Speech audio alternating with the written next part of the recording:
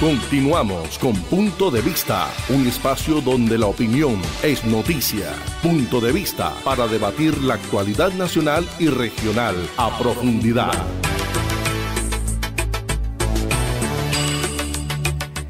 Avanzamos en Punto de Vista, 5:15 de esta tarde agradable que hace en Valledupar.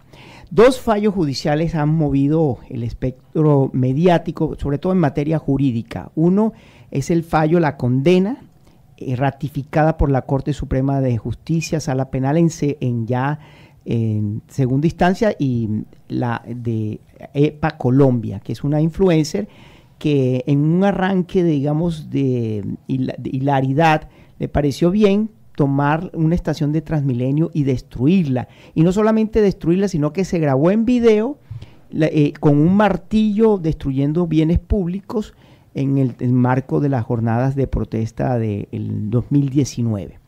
Y la otra es un fallo que afecta al actual congresista de Negritudes, Miguel Polo Polo, por haber atacado un performance que hacían las madres de Soacha en el Capitolio de la República. Para hablar de este tema tenemos dos invitados.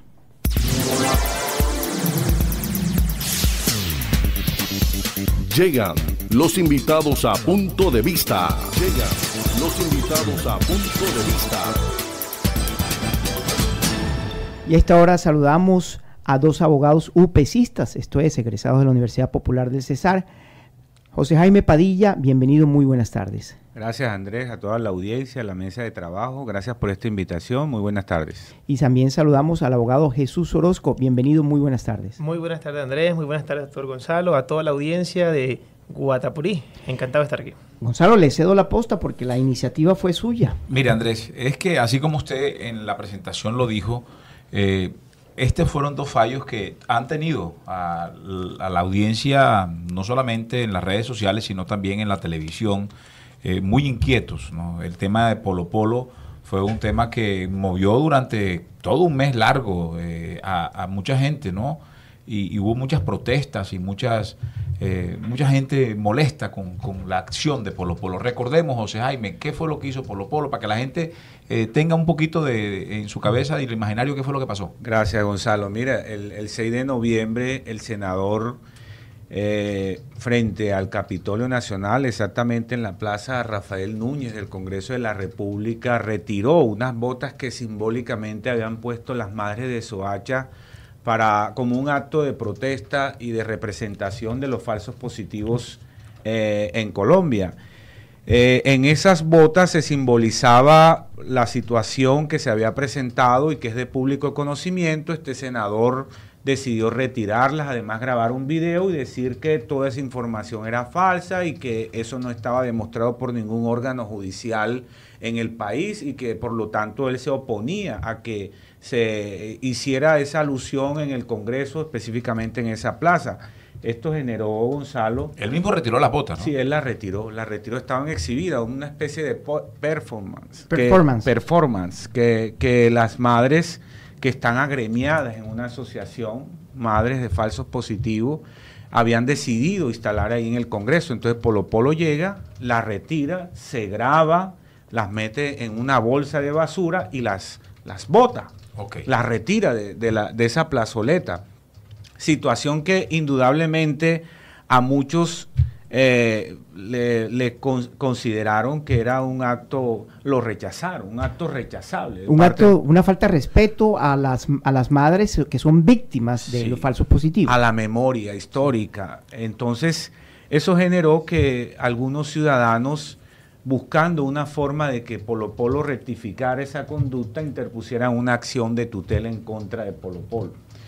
Esa acción de tutela en primera instancia correspondió a un juzgado civil del circuito de la ciudad de Bogotá, quien decide amparar los derechos fundamentales de esas madres que habían tenido esa acción, como ya lo hemos dicho, simbólica, y le ordena al señor Polo Polo una rectificación. Es decir, que debía recoger sus palabras y en un canal de televisión, bajo la misma audiencia en la que había presentado, igual en sus redes sociales, tenía que presentar excusas públicas y además rectificar lo que decía. ¿Qué era lo que decía Polo Polo en esa ocasión? Decía que ningún órgano judicial en el país había confirmado que fueran 6.402 falsos positivos y que él no negaba que existieran los falsos positivos, pero que esa era una cifra que se había inventado con la cual la extrema izquierda hacía política y que por lo tanto él no estaba de acuerdo con ese simbolismo al que habían recurrido las madres de Soacha organizadas en una asociación. Este juez civil del circuito decide ordenarle a Polo Polo. Polo Polo insiste en que eso fue un acto político de él, que él no está diciendo mentira, que le demuestren que esos falsos positivos sí son 6.402. A través de sus abogados impugna esa acción de tutela, corresponde al Tribunal Superior de Bogotá, y el Tribunal Superior de Bogotá, a sorpresa, en medio de todo ese rechazo generalizado de la sociedad porque consideraron un insulto y respeto a las víctimas, revoca la decisión que le ordenaba al senador Miguel Polo Polo rectificarse respecto de sus conductas y las afirmaciones que había hecho en público y ante medios de comunicación. José Jaime, pero analicemos precisamente la ratio decidendi de esa decisión, porque puede ser que independientemente del rechazo era el tema de que la vía judicial empleada no era la adecuada, es decir, la acción de tutela tiene unos requisitos muy puntuales y de pronto no era el camino para ordenar, digamos, ese resarcimiento de esa conducta que muchos consideran equivocada por parte del congresista. Así es, Andrés. Yo creo que aquí, bueno, estamos abogados y vamos a tratar de hacer un análisis jurídico por fuera de otra consideración. Revisada esa sentencia o ese fallo de segunda instancia, lo que dice el tribunal, primero que todo, es revisa quiénes interpusieron la acción de tutela, Gonzalo, y nos encontramos que los accionantes, ninguno de los dos era víctima de falsos positivos. Muerto, no, falta de legitimidad por activa. Exacto. Uno de ellos intenta justificar la agencia oficiosa, que es una figura mediante la cual yo actúo en nombre de otro. Cuando otro no puede. Cuando otro no puede. Una persona que esté privada de la libertad, por ejemplo. Perfecto, está enferma de gravedad en una unidad de cuidados intensivos. Imagínense un escenario como eso. Pero si habían 6.402 víctimas, por lo menos debía haber una madre que estuviese viva y que pudiese hacerlo. Totalmente, parece o dos. Ninguna de esas madres interpuso esta acción de tutela, sino un ciudadano que se abrogó la facultad. Un ciudadano preocupado, de esos que abundan por ahí. La legitimidad para interponer esa acción de tutela. Entonces el tribunal dice, mire, para actuar como agente oficioso, lo primero es que usted diga que va a ser agente oficioso y lo segundo es que por lo menos acredite que el afectado no pueda actuar en causa propia. Y entonces usted aquí no lo está demostrando. Entonces ahí falta de legitimación en la causa por activa. ¿De acuerdo? Y había otro actor, otro accionante que también dijo que representaba a la Asociación de Madres y que también, pero nunca menciona que es víctima. Pero esa Asociación de Madres seguramente tiene un representante legal y él no era el representante legal, también dijo la Corte, en ese caso, el Tribunal Superior de Cundinamarca, en este caso, le falta legitimidad en activa para actuar en esta acción de tutela. Un presupuesto básico para interponer cualquier acción de tutela. Y dice, con la falta de legitimidad no puede estudiar el fondo del asunto. Claro. No lo puede estudiar. Claro. Y más allá menciona un requisito de procedibilidad de la acción de tutela. Dice, mire, cuando usted va a interponer una acción de tutela para hacer uso del derecho fundamental a la rectificación, lo primero que usted debe haber agotado... Déjeme decirlo porque como soy medio de comunicación y me llegan aquí todos los días, primero tiene usted que solicitarle al medio o a la persona al que quiere que se rectifique, que digamos es hacer la petición de rectificación directa. Debe ser directamente a esa persona que usted quiere, digamos, buscar la rectificación, para darle la oportunidad al medio o a la persona para que pueda, digamos, rectificarse. Si no lo hace, ahí sí es procedente la tutela. Y esto es clave, Andrés, porque cualquier ciudadano, inclusive periodista y medio de comunicación, pueden incurrir en imprecisiones cuando hacen afirmaciones. Pero pueden ser de buena fe. O involuntarias. Involuntarias, de buena fe o involuntaria. Entonces, el derecho a la rectificación, que es un derecho fundamental, que está en la Constitución en su artículo 20, dice, mire, hay derecho a la rectificación, pero en condiciones de equidad. ¿Y qué significa eso? Dele la oportunidad al que hizo la afirmación de que pueda rectificar o aclarar. Sí.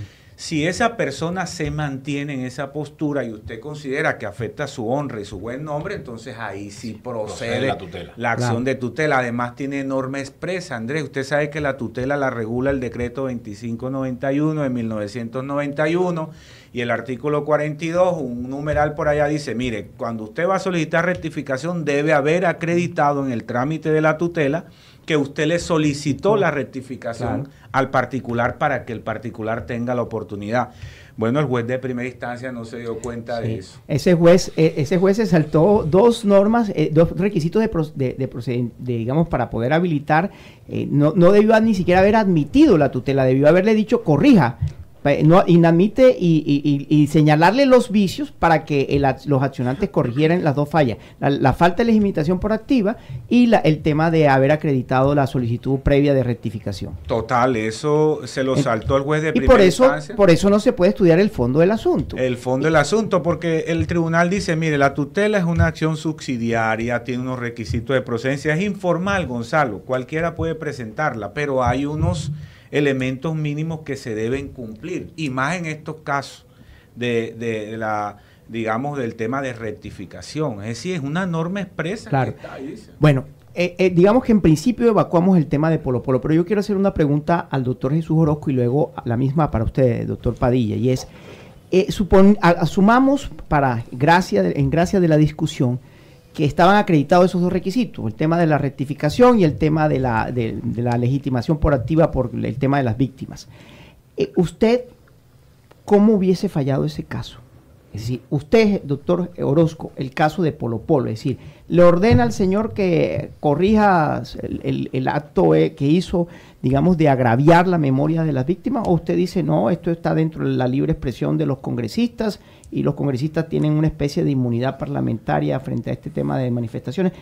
¿Cómo hubiese fallado usted? Bueno, Andrés, yo hubiese fallado a favor de las madres, de las víctimas. Yo soy más que procesalista, yo soy sustancialista. En los casos, en este tipo de casos que son sensibles y que tienen un impacto sobre la sociedad, creo que el derecho debe primar sobre las formas. Yo tal vez el juez de primera instancia omitió esos deberes procesales. Yo en el caso diría, en esta situación, el señor Miguel Polo Polo, que representa una investidura, que representa constitucionalmente a la sociedad, realizar estas afirmaciones que mancillan, dañan, y en un contexto de Colombia que es bastante doloroso, hacer este tipo de afirmaciones es bastante sensible, y creo que tienen derecho las madres a tener esa dignidad mínima, de que se les reconozcan que hay una violencia en Colombia y que fueron parte de la misma. Pero, bueno, válida su opinión, ahora le tengo alguna observación. ¿Usted cómo hubiese fallado, doctor Padilla? Bueno, yo creo que también hubiese fallado a favor de las madres de Soacha. A mí me parece que hubo afirmaciones de Polo Polo en ese acto que rayan en la violación del derecho fundamental al buen nombre y la honra de esas madres comunitarias. Si bien él afirmó cosas que son ciertas, Andrés y Gonzalo, que es que no hay ninguna institución judicial en el país que pueda certificar que fueron 6.402 víctimas de falsos positivos. Eso es cierto, pero eso no le da lugar al senador para que agravie, insulte y respete de una manera un acto que era simbólico, que puede considerarse un acto cultural, Andrés, un acto muy importante para quienes se consideran víctimas. Es decir, esa asociación de madres comunitarias está reconocida por la JEP. Perdón, de madres víctimas de falsos positivos está reconocida por la JEP. Y fueron ellas las que lideraron ese acto simbólico. Entonces, bueno, recoger esas botas, tirarlas a la basura y lanzar un montón de expresiones que pueden afectar la memoria histórica, la dignidad, el derecho a la verdad, la garantía de no repetición. Yo creo que hay que ser muy cuidadoso, y de un funcionario público que está en el Congreso uno esperaría una conducta más adecuada a esa situación. Más decorosa, por lo menos. Más decorosa, entendiendo la opción que él tiene de estar en contra de eso. Ojo, está bien lo que usted está diciendo, coincido en parte con ustedes, pero también tengo que ponerme en las botas de el señor Polo Polo, Andrés.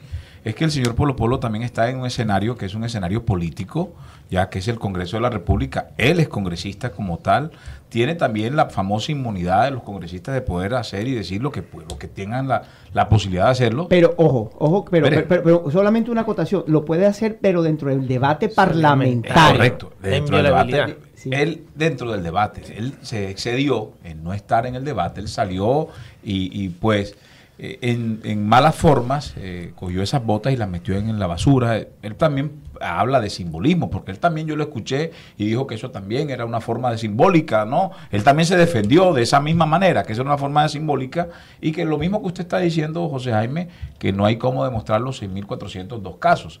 Entonces, en aras de la verdad, tenía razón, y pues tenía mucha razón la señora, pero Polo Polo tampoco estaba tan desatinado, o sea, se pasó en las formas, y es lo que yo considero que las formas no eran las correctas. Así es, ¿no? Quería complementarte ese tema. Polo Polo en sus argumentos en relación de tutela dice, mire, eso fue un acto político mío. Yo no quería ofender a nadie. Soy un senador de la República. Congresista, cámara, sí. No le suba el salario. Negritudes. También habló de la narrativa, porque él habla también ahí. Yo estuve atento a lo que él estaba diciendo y hablaba de la narrativa que se ha venido tratando y se ha venido llevando con el tema de las madres de Soacha. Y dice una narrativa sin el debido fundamento judicial, no hay una sentencia. Pero indudablemente, digamos, yo respeto la postura de que él esté en contra de eso, pero... Que es política. Exacto, no le puede dar lugar a ofender a unas madres que han luchado por reclamar la verdad, por reclamar la justicia, y el acto en realidad fue muy bochornoso y vergonzoso, la verdad. Sí, la verdad es que Polo Polo tiene muchas actitudes indefensables, eso sí hay que dejarlo absolutamente claro. Es una persona de derecha que utiliza unos argumentos a veces que no tienen el suficiente fundamento para argumentar las cosas, y creo que ese es el error de haber llevado al Congreso influencers, porque el tema de Polo Polo no es único. Ahí tenemos también al señor J.P. Hernández, que también hace unos performances, también hay muchos congresistas que están en esa línea gris entre congresistas e influencers. Entonces, la mediatización excesiva de las redes sociales de muchos congresistas, que entre otras cosas llegaron allí por esa manera, ese activismo en redes, como el caso de J.P. Hernández, como el caso de Polo Polo, como el caso de que es aquí oriunda de La Paz, que es representante de la Cámara de Bogotá, Caterine Jubinao. Eso hace que tengamos unos congresistas que tienen que les sobra exposición mediática, pero está inversamente proporcional a su capacidad argumentativa. Entonces creo que eso es lo que estamos viendo en el Congreso. Mire, hablaba con un congresista ya veterano que decía que estaba pensando en ya no volver al Congreso porque cada vez se siente extraño, porque están los congresistas todo el tiempo con el celular, haciendo en vivos, haciendo live, pero no le están prestando atención a lo que se está discutiendo allí. Y eso hemos visto cómo ha bajado la calidad de los debates. Total. Es decir, usted puede tener, pensar que es una mala persona, pero los debates de la época de Santofimio o de Víctor Renán Barca, usted recuerda a Víctor, claro, que eran personas que le daban altura. Que tenía un conocimiento completo, claro, ¿no? del económico, el gobierno más económico. Claro, e incluso aquí voceros nuestros en su momento, como el senador Mauricio Pimiento, el mismo Álvaro Araujo Castro, tenían o Crispín Villazón, para irnos más atrás, una capacidad argumentativa mucho mayor a lo que tenemos estos muchachos jóvenes, que les falta mucho asidero. Yo creo que algo más por el tema de Polo Polo para que pasemos. Oiga, pero se le olvidó el de Barranquilla. ¿Cuál? Famosísimo, Gerlain.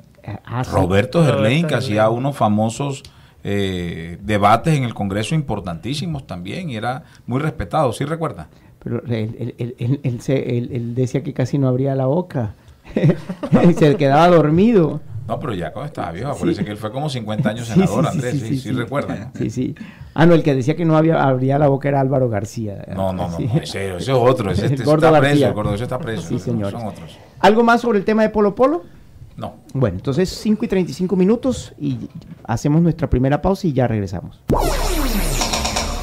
Es momento de hacer una pausa. En Punto de Vista. Punto de Vista, un espacio donde la opinión es noticia. Seguimos en Punto de Vista, 5:41. Ya analizamos el primer caso polémico de Miguel Polo Polo con los abogados Jesús Orozco y José Jaime Padilla. Gonzalo, pero ahora vamos a analizar otro más polémico aún, que es el caso de EPA Colombia. Y yo lo quiero a usted y a los oyentes invitar a que escuchemos las dos caras de la noticia. Primero, el video, vamos a pasar a partes del audio cuando EPA está cometiendo el ilícito, además incitando también, porque ella incita ahí. Exacto, es que fueron 3 delitos que le imputaron. Escuchemos a EPA Colombia 2019, noviembre de 2019. Sé que me van a criticar, porque siempre miran lo malo mío, nunca miran lo bueno.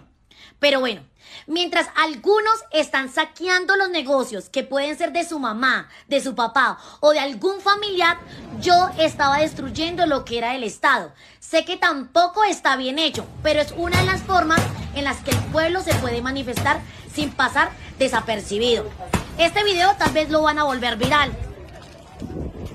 Amigas, yo sé que tal vez alguna de sus familias que trabajan en el Estado tiene que recoger esto. Pero ¿saben qué? El Estado tiene que invertir millones de los que nos roban a nosotros para recuperar todo lo que estamos dañando. Sé que... Ahí está la primera versión. Y después, cuando ya le sale la condena, está llorando. Aquí, escuchemos. Salir de mi peluquería y que todo mi equipo de trabajo me vea subiéndome para que me lleven al porqué de la fiscalía. De buena manera, no apropiada, no adecuada, amiga. Yo siempre quise arreglarlo el Transmilenio, pagarlo, amiga. Yo siempre quise mejorar estos 5 años desde el 2019, creé empresa. Lo único que he hecho es salir adelante, trabajar, generar empleo, ayudar a las personas que lo necesitan. Ay, amiga, estoy muy triste. Me vine a trabajar a la peluquería hoy todo el día, amiga. Ahí están las dos caras. En 2019, muy orgullosa, destruyendo bienes públicos. Por eso le imputaron 3 delitos. Daño en bien ajeno, instigación a delinquir con fines terroristas y perturbación del servicio público de transporte colectivo u oficial. Bueno, abogados, explíquenos los fallos que al final confirmó la Corte Suprema de Justicia de Sala Penal. Bueno, Andrés, tal cual como ya vimos los videos de EPA Colombia, esto tiene un caso bastante interesante. La señora Daneiby Barreto, ella fue imputada el 26 de noviembre por los delitos ya mencionados, la perturbación del transporte público, el daño en bien ajeno y la instigación con fines para delinquir.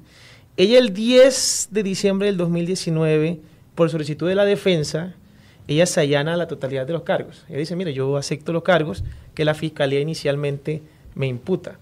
En la figura jurídica, una vez ya tiene que ser esta aceptación de cargo, tiene que ser libre, tiene que ser consciente, tiene que ser voluntaria y tiene que estar previamente asesorada por un abogado para que sepa las consecuencias de este tipo de situaciones.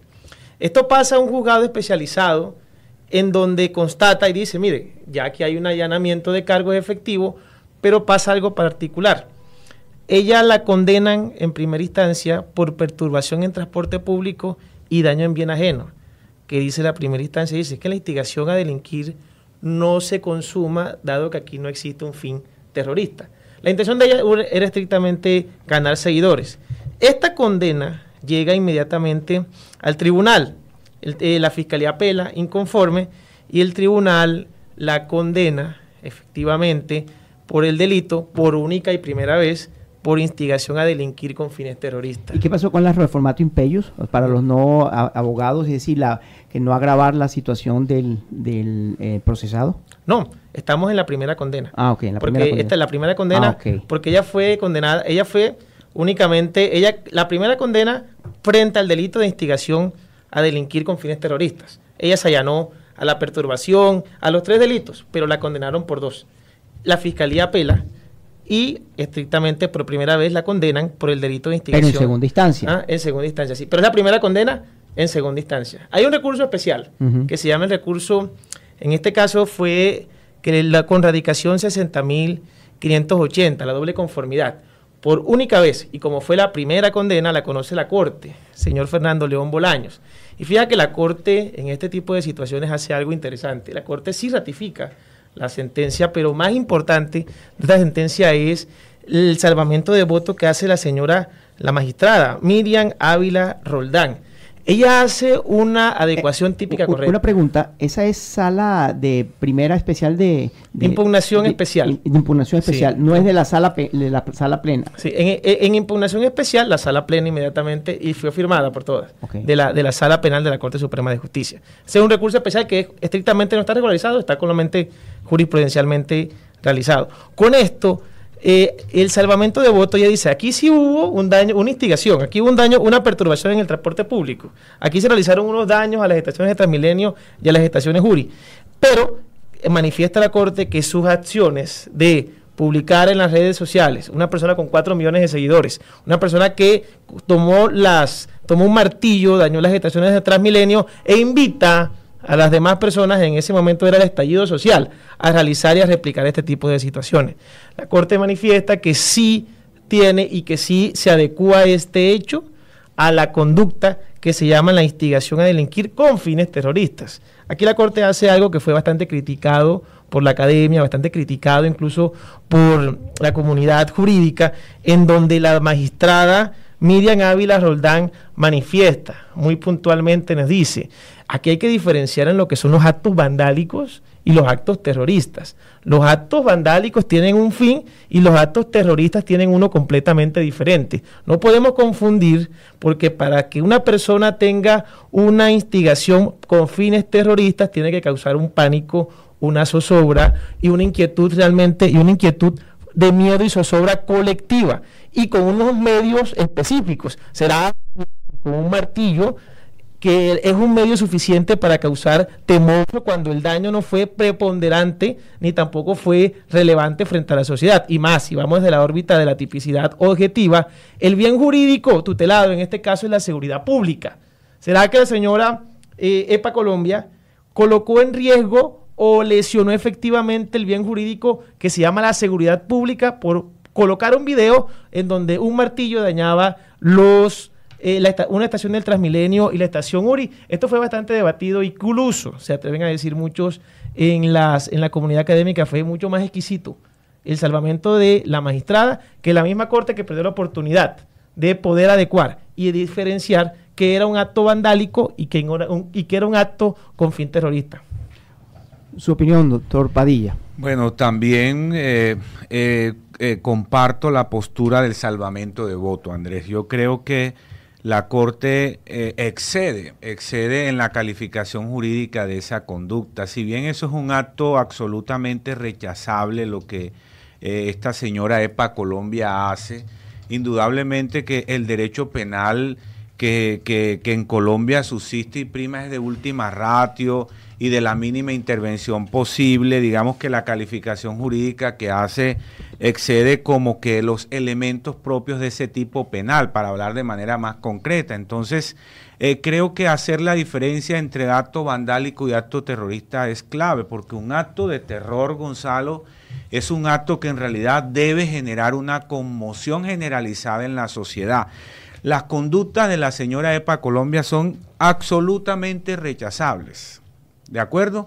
Eso no debe haber discusión sobre eso, pero calificar esas conductas de tener fines terroristas, eso implica igualarla, por ejemplo, a intentar incendiar un CAI, por ejemplo, una unidad de reacción inmediata, una alcaldía.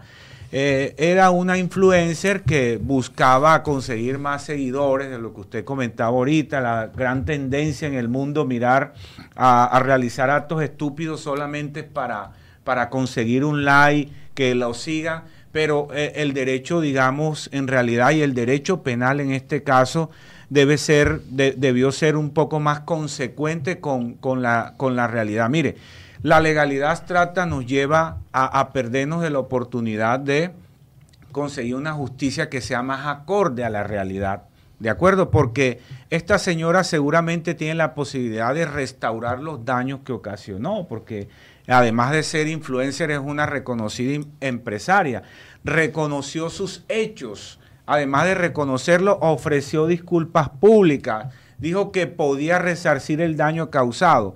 Y la Corte Suprema de Justicia sale con un fallo cualquiera dirá ejemplarizante, mandándola a un centro de reclusión. Entonces creo que se excede los límites que debe tener el derecho penal, porque entonces ahora actos con fines terroristas puede ser cualquier cosa. Bueno, pero yo quiero, digamos, yo quiero dejar para el final el tema de la discusión del tercer delito, porque ese es el que motiva el salvamento parcial, no total, parcial, sí, de la magistrada. Ella comparte la decisión en cuanto a los dos primeros delitos. Bueno, vamos, el tema es tan técnico que nos está haciendo soslayar un tema importantísimo, y es en el que yo como medio de comunicación quiero hacer énfasis. Gonzalo, es este. El mensaje que manda la Corte, en sentido estricto, es: ojo, señores creadores de contenido. Ustedes como creadores de contenido tienen unos límites. Ustedes como creadores de contenido tienen unas responsabilidades. Entre más seguidores tengan, entre más capacidad de influenciar a una sociedad, más responsables deben ser en los contenidos que emiten. Y en ese sentido, ese mensaje creo que hay que hacerle eco, porque la Corte aquí sí está mandando un mensaje muy fuerte, en el sentido que considera que las personas, hace un especial énfasis en las personas que son creadores de contenido y cómo manejan las redes sociales. Una abogada que es citada aquí en este debate es la abogada Laura Camila Toro. La cita El Tiempo, dice lo siguiente, abro comillas: la sentencia permite ver una manifestación muy importante de la Corte, la responsabilidad que tienen las personas al momento de emitir contenido y las implicaciones que puede tener de acuerdo al número de reproducciones y números de seguidores. Eso es algo que fue positivo en el entendido que invita a ser mucho más responsables con los contenidos que se comparten a todo el público que se encuentra suscrito a las cuentas de estos creadores, subraya la abogada Camilo Tore. ¿Por qué es importante resaltar esto? Porque el mensaje es: usted por el afán de buscar seguidores no puede, digamos, transgredir unas normas de convivencia social ilegal. Es decir, entonces para conseguir like, entonces voy y tumbo la estatua de Hernán, ¿cuál es el que está aquí? Hernando de Santana. Hernando de Santana, porque era un conquistador, y entonces yo defiendo los españoles vinieron aquí, fue a conquistar y a masacrar y a hacer el genocidio de los indios, y entonces tumbo la estatua. Hombre, por favor, hay maneras de protestar, no necesariamente tiene uno que llegar al punto de tumbar la estatua.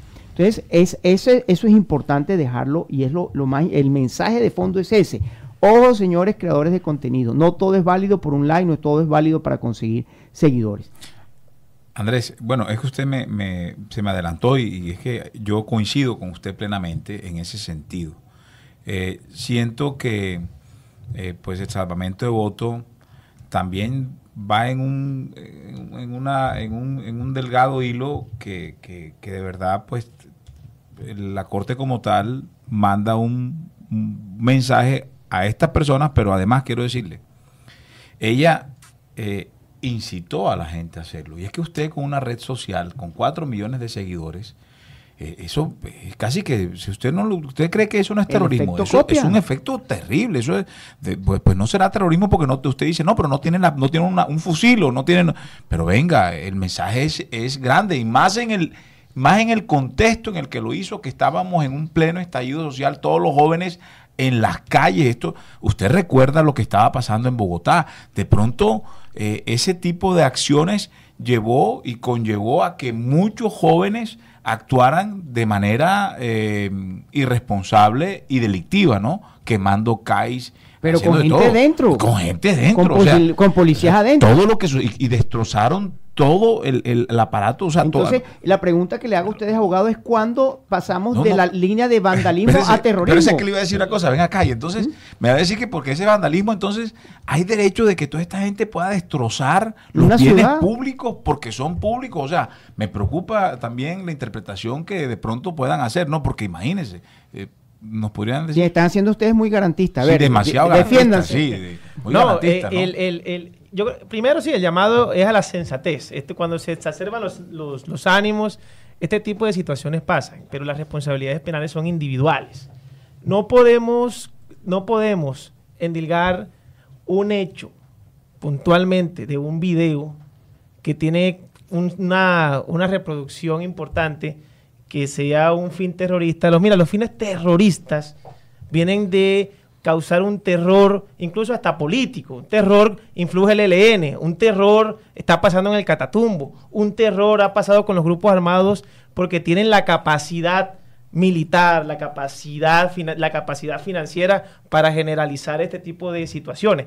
Pero al tener un martillo y romper un vidrio, también una tarjeta, y pintar en un CAI, llevarlo a la gravedad de terror, también es un poco, digamos, bastante fuerte. Pero mire el tema de la interpretación. ¿Sí? Y me voy al derecho anglosajón. En Estados Unidos, usted no vaya a cometer nunca, ni por broma, decir la palabra bomba, ni por broma. Porque usted dice bomba en Estados Unidos y no solamente lo detienen, sino que lo procesan por terrorismo. Es decir, el grado de la tolerancia de una sociedad a ciertas cosas difiere, ¿no? De pronto acá tenemos una mayor tolerancia a ese tipo de cosas, pero en otros escenarios, sobre todo en Estados Unidos, después de los ataques a las Torres Gemelas del 11 de septiembre, se volvió tan riguroso los controles aeroportuarios que usted en un aeropuerto o dentro de un avión pronuncia la palabra bomba, así sea en una conversación para explicarle a un niño algo, eso puede ser detenida la persona y pasa un mal rato. Es decir, insisto, me gusta la tesis del salvamento de voto en que dice que puede haber una desproporción de la Corte en el tercer delito, en el de instigación con fines terroristas, puede ser desproporcionados, pero de pronto la Corte quiso mandar un mensaje y en ese mensaje se le pudo haber ido la mano. El tema es que ya la sentencia está y el salvamento de voto perdió. A veces nos enseñaron en las clases de derecho que lo que hoy es salvamento de voto después con el tiempo se vuelve la posición mayoritaria, pero hoy por hoy la posición mayoritaria de la Corte es la que está radicada en la sentencia y la señora EPA Colombia nos está pagando una pena por 3 delitos. Sí, cuidado con una tutela contra providencia judicial. Bueno, aquí como sí, pero ojalá sea con legitimación en la causa operativa. Con la Corte yo me voy a defender de la postura de que soy garantista. Bueno, yo me voy a defender demasiado garantista. Demasiado garantista. Yo no, digamos, los actos de EPA Colombia son absolutamente rechazables. Yo sí quiero sentar mi postura sobre eso y sí considero que la Corte debió mandar un mensaje importante en cualquier sentido que fuera esta sentencia. Yo lo único que criticaría es con los fines terroristas y voy a aclarar eso porque fines de terrorista no solamente lo puedo calificar cuando estoy usando armas de fuego, puede haber terror sin usar armas de fuego, claro que sí, puede haber actos de terror sin usar armas de fuego, amenaza, sin pertenecer a un grupo terrorista, todo eso. Pero aquí acabamos de escuchar el audio y miramos las apreciaciones, las conductas de EPA Colombia y yo creo que la sentencia fue desproporcionada. Yo creo que esa es la clave para determinar y poder evaluar lo que ha hecho la Corte Suprema de Justicia. Y saben, creo yo que por qué la Corte toma esa decisión. Es que si no la condena por ese delito Andrés y Gonzalo, no iba a la cárcel. No iba a la cárcel. Exacto. No iba a la cárcel. Entonces, sí, claro. El carácter... Ahí está el raciocinio de fondo. El raciocinio de fondo. Es decir, que la pena cumple un papel ejemplarizante también. Cada vez que se impone la pena a una persona por cometer una conducta, usted está haciendo prevención general y prevención especial, porque usted le está diciendo a los demás ciudadanos, ojo, porque si haces lo mismo, te va a pasar lo mismo. Entonces, si a EPA no la hubieran condenado por ese tercer delito, que es el que de pronto puede dar lugar a la discusión, seguramente EPA Colombia estuviera en libertad condicional, a pesar de que se le hubiera condenado por haber dañado bienes de uso público, haber alterado la movilidad, que también es un delito, que también es un delito que debe ser considerado, que debe revisarse, porque como todo derecho, Andrés, tiene límites. El derecho a la protesta, el derecho a la manifestación no puede ser absoluto. Y nosotros, tal vez el contexto en que se cometieron esas conductas también incidieron en que la Corte tomara esa decisión, porque no es lo mismo que un ciudadano vaya hoy y que no hay protestas y le pegue unos martillazos a un carro aquí de servicio público en Valledupar, que lo haga en medio de un contexto bien complejo, que eran unas manifestaciones bien graves que habían durante... En Bogotá sobre todo. En Bogotá sobre todo, donde si hubo gente, Gonzalo, que intentó prender policías dentro de los CAIs. Claro, ¿de acuerdo? Entonces yo creo que la Corte lo que hace es decir, mire, nosotros necesitamos que la gente confíe en la justicia. Y esta no es una señora cualquiera, es una señora que tiene la capacidad de influir en un montón de cosas. Y si nosotros decimos que aquí no pasó nada, seguramente vamos a tener más influencers haciendo este tipo, insisto, son a veces hasta estupideces, Gonzalo. O sea, uno no se imagina cómo...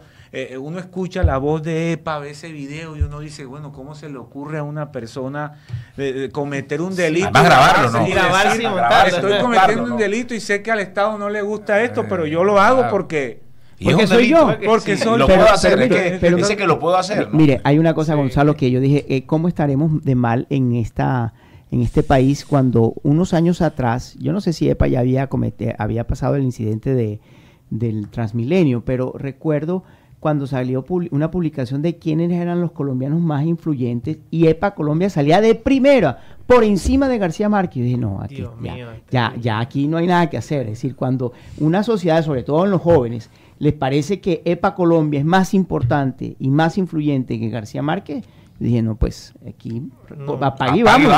Sí, señor. Vámonos, totalmente. ¿Algo más, el doctor Orozco? No, como su comentario final ya. Como mi comentario final, creo que la Corte envió un mensaje contundente y creo que también es un llamado a la sensatez.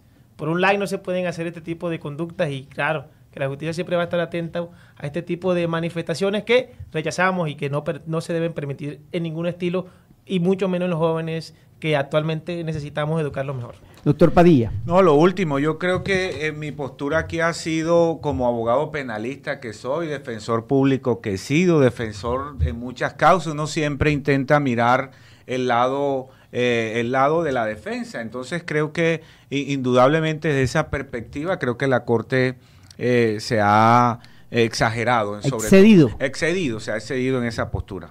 Doctor Gonzalo Arzuza. No, Andrés, me parece que este tipo de programas debemos seguirlos haciendo y seguir analizando estas sentencias que son polémicas y que causan en la opinión pública bastante conmoción. Entonces me parece que fue un programa agradable en ese sentido. Claro que sí, mire lo que nos dice nuestra oyente Luzmavi Salas. Esta tarde me he sentido como si estuviera en la universidad, recibiendo clases de Derecho, escuchando punto de vista. Muchas gracias a ella por escucharnos y gracias a todos los oyentes, doctor Orozco, que sea la primera de muchas visitas. Doctor Padilla, también bienvenido. Doctor Andrés, aquí en vivo una invitación. Yo creo que en Valledupar somos bastante los abogados. Ojalá hagamos un programa en donde estos espacios dignifiquen la abogacía. Porque es que ya no solamente los youtubers están y los influencers en la política, también hay muchos influencers abogados que no encuentran en el estudio la gratificación, sino también haciendo barbaridades, diciendo y con la fachada de que son abogados. Yo creo que estos espacios dignifican la abogacía y que le dan ese estatus que el abogado merece. Claro que sí, debemos hacer un consultorio jurídico en punto de vista. Señores, gracias por estar aquí. John Anthony, gracias por su compañía y nos escuchamos mañana si Dios lo permite. A todos les deseamos unas buenas noches.